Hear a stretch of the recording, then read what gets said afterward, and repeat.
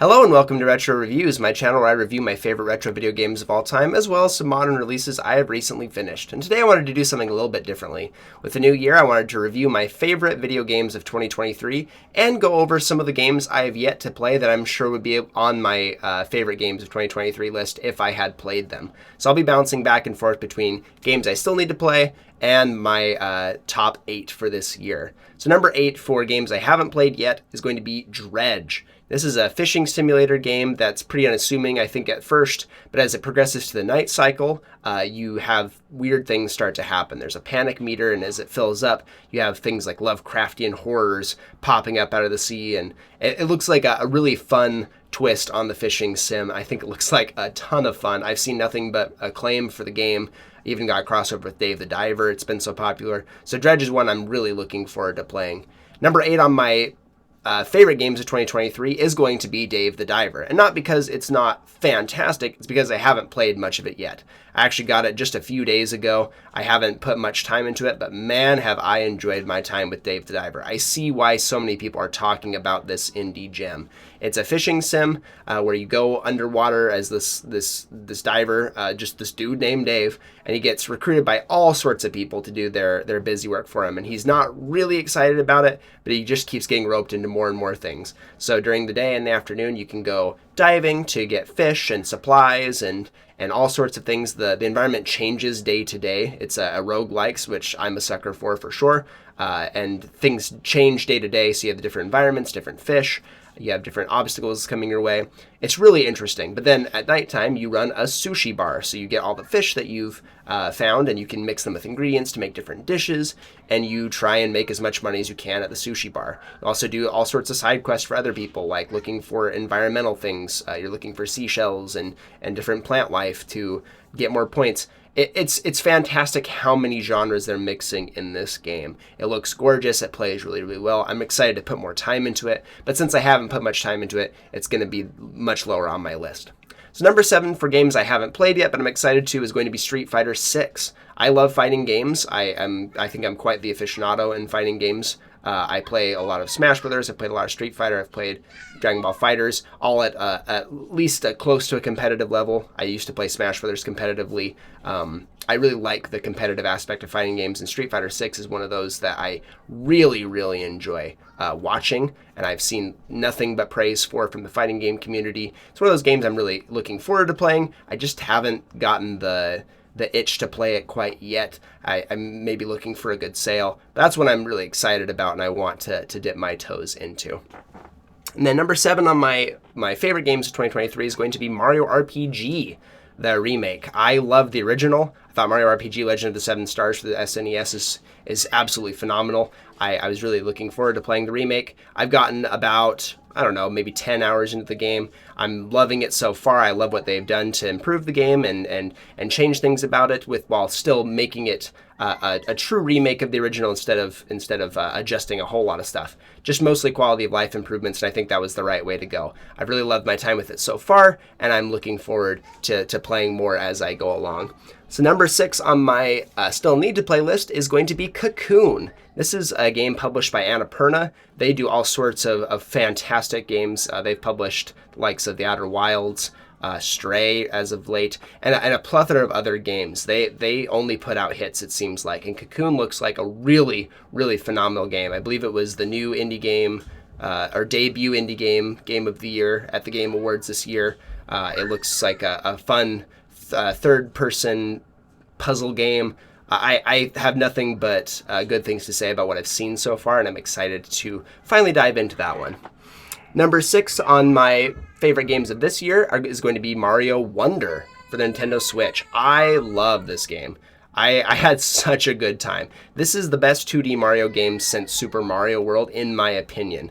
I really liked the new Super Mario games. I had a fun time with them. I've played, I think, all of them except for New Super Mario Bros. 2 on the 3DS. And I had a good time with them, but the formula was stale after the first couple games. Like the DS one and then the Wii one were pretty much the same game, and they haven't really iterated on that much at all. So I was really looking forward to Mario Wonder, and I was not disappointed. I had nothing but good things to say about this game. I remember texting my brother and my brother-in-law who grew up playing the Mario games, and I had nothing but good things to tell them about this game and that they should absolutely pick it up. Mario Wonder is a ton of fun from start to finish. So many surprises that it's just really fun to uncover. I really enjoyed my time with Mario Wonder. Number 5 on my still need to play list is Spider-Man 2. Now, I really enjoyed Marvel's Spider-Man and Miles Morales. This is a follow-up to those 2 games. I have heard nothing but good things. It got nominated for Game of the Year. Didn't end up winning any awards at the Game of the Year, at the Game Awards this year, but it absolutely could have. It looks phenomenal. I think it apparently, from everything I've heard, it's the best showcase for what the PS5 can do. Its abilities, its power. I'm really excited to pick this one up. I like really good superhero games. I'm not a huge superhero fan, but I love Batman and I love Spider-Man. And the Spider-Man games have been fantastic, so I'm really excited to check out Spider-Man 2. For my number 5 on my best games of this year is going to be Pikmin 4. I actually didn't anticipate putting this one above Mario Wonder until I finished Mario Wonder and realized that I spent a lot more time in Pikmin 4. I think I had a little bit of better time too. It was close. But Pikmin 4 is just everything lovely about the series. The whole series is built on time management and being efficient and keeping your Pikmin safe. And Pikmin 4 is a perfect encapsulation of all the other games. It does everything those games do well, but even better than that. There's so many quality of life improvements. They added new mechanics like Ochi, the dog that you get to ride on, new Pikmin types. Everything about this game is just pure Pikmin, and it works so well. I had such an enjoyable time from start to finish. I think I put something like 35 hours into this game to get 100% completion, and I really just had a blast the entire time. Pikmin 4, if you haven't played a Pikmin game, this is ironically the best place to jump in. It plays so well, and it does everything so well, and it's so accessible that it's really the best Pikmin experience. So I highly recommend Pikmin 4. Number 4 on my still need to play list is Dead Space. The Dead Space remake was an interesting one because it was initially, when it was announced, a lot of people were really skeptical about it. Glenn Schofield, the original creator, was not attached to the Dead Space remake, and he was making his own game, the Callisto Protocol. So it was like one of those, we want to play the Callisto Protocol, we don't really want to play the Dead Space remake, we'll just go play the original Dead Space if we want to play Dead Space. And the Callisto Protocol ended up being not nearly as good as everyone wanted it to be, and the Dead Space remake ended up being one of the best horror games of the year. In fact, if it hadn't been for Resident Evil 4, it probably would have been the best horror game of the year.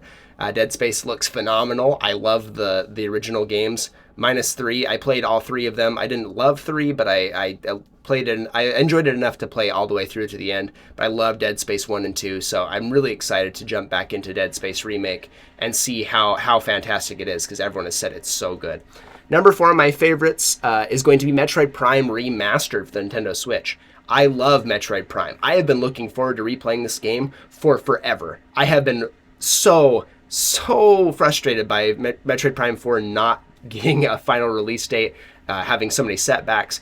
I love the Prime series, and I was really hoping that they'd announce the remasters coming to Switch. And so when they finally just shadow dropped Metroid Prime Remastered, I was out of this world excited. I got it right away. I usually wait for physical editions on a lot of games, but this one I could not wait. Since it was coming out so much later, I just got the digital version, and I played it from start to finish. Had the best time of my life. I love Metroid Prime. The fact that it's not like any kind of remake, it's just a remaster, puts it just a little bit lower on my list. But the fact that it's up this high over other new games of this year, including Mario Wonder, Pikmin 4, just shows you how fantastic this game has aged. They didn't need to do a whole lot to make this a perfect Switch experience. This is definitely one of the best titles of the year, bar none, because of just how incredible the original was. I love Metroid Prime. I'm really excited for Metroid Prime 2 Remastered, assuming that it's coming, and 3, hopefully, before 4 launches eventually, but I love Metroid Prime Remastered. Number 3 on my need to play list is Alan Wake 2. I recently finished Alan Wake Remastered that I'm going to do a review on pretty soon, and I'm very, very excited for Alan Wake 2. I've heard nothing but glowing reviews. Again, a game nominated for Game of the Year that won several Game Awards for things like Best Writing Direction. I can't remember all the awards that actually won, but it won so many because it's such a fantastic experience. Now, Remedy makes these weird, fantastic games with phenomenal stories that pull you in. I loved Control. I just finished Alan Wake Remastered and had a great time with that. I need to play the Max Payne games because I hear they're fantastic as well. I really love the world that they create, and apparently Alan Wake 2 takes everything that they've built so far in all these games and just cranked it up to 11. And I am looking forward to that in a huge way. I'm very, very excited for Alan Wake 2. Number 3 on my best games of the year is going to be Resident Evil 4 Remake. I've made it no secret that I love the original and I love the remake. Resident Evil 4 Remake was out of this world good. Capcom blew it out of the water. They blew away my expectations. They made something absolutely phenomenal. If you want to hear my full thoughts on it, go check out my review on it on my channel. Number 2 on my still need to play list is one that I can't believe I haven't played. It's Bomb Rush Cyberfunk. This is a spiritual successor to Jet Set Radio, one of my very favorite games of all time from the Dreamcast era. I love Jet Set Radio. I played Jet Grind Radio on the Dreamcast when I was a little kid, the English version of Jet Set Radio on the Dreamcast. And I've loved that game ever since. It's a cel-shaded game where you play as this like electric-powered rollerblading gang that spray paints tagging their territory and getting rid of these rival gangs while uncovering this conspiracy. It's wacky and wild and weird and so much fun. And Bomb Rush Cyberfunk apparently is one of those games that just, again, universal acclaim, has the original composer from Jet Set Radio on there. So that's one of the things that made the original so unique and so wonderful, was this beautiful soundtrack backing it. And I've heard nothing but good things. I've been looking forward to this game for probably 5 years at this point. I've been wanting a spiritual successor, a sequel to Jet Set Radio. When it was finally announced, I was super excited, looking forward to it. Got delayed and delayed and delayed, and it finally came out. It came out at a time where I was just not in a position to buy it or play it. So I still haven't touched it yet. Now that there are physical editions, I'm absolutely going to buy it and play it. This would no doubt be really high up on my list if I had played it, because I love the original game so much, and I've heard nothing but fantastic things about Bomb Rush Cyberfunk. I can't wait to play this game. Number 2 on my list of favorite games this year is going to be Sea of Stars. I did a review on this recently. I called it a perfect video game. They really crafted such a marvelous experience with this. A perfect blend of Super Nintendo era RPG tropes, but mixed together to make this beautiful amalgamation that works so well from start to finish. A really touching story. I love this game so much. If you want to check out my review on that, please go do so, because I have nothing but good things to say about Sea of Stars. Definitely check it out if you have not yet. Number 1 on my still need to play list, absolutely would probably take my number 1 spot, is going to be Baldur's Gate 3. I love D&D. I love turn-based RPGs. This is the perfect amalgamation of those two things. I'm very excited to play this game. The only reason I didn't buy it day one is because this game, for me, needs to be a physical copy. I need to have this preserved because of how iconic this game has been. It won Game of the Year at the Game Awards. It got universal acclaim and praise. It sets new standards for video game developers. Like this is one of those once in a generation or multiple generation game. This is a Witcher 3. This is a Last of Us. This is one of those games that really defines a generation. I'm so excited to play it.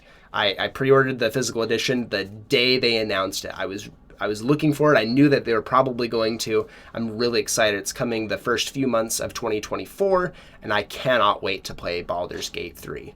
So my number 1 favorite game of the year is Tears of the Kingdom by Nintendo. I love Zelda. I've made it no secret that I love Zelda, and Tears of the Kingdom was a phenomenal experience. Follow-up to Breath of the Wild, while also implementing so many new mechanics and not leaning on Breath of the Wild's old mechanics pretty much at all. Tears of the Kingdom really ramped things up in a beautiful way. They expanded the map, they changed up how things were done in terms of puzzles and dungeons, they added a brand new mechanic with building things and fusing things together.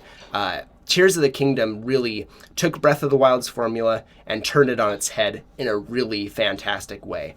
I loved Breath of the Wild. It was my favorite Switch. It's probably still my favorite Switch game of all time. I got it day one, I played it to death, and I had the best time of my life. And Tears of the Kingdom was probably about the same amount of fun for me. I think Breath of the Wild was such an innovative new thing for me that I was more excited about that than Tears of the Kingdom. But what Tears of the Kingdom did so well, I can't praise enough. Nintendo really knocked it out of the park. For doing something that's so similar to Breath of the Wild, at least at surface level, and then making it such a masterpiece is something that I really need to commend. I'd like to do a review on that one soon, but it's hard to gather my thoughts on such a massive game. I put over 100 hours into the game. I had the time of my life. So Tears of the Kingdom is by far my favorite game of 2023, probably until I play Baldur's Gate 3. So that's my thoughts. Thank you so much for watching. Let me know in the comments your favorite games of the year, and I will see you on the next one.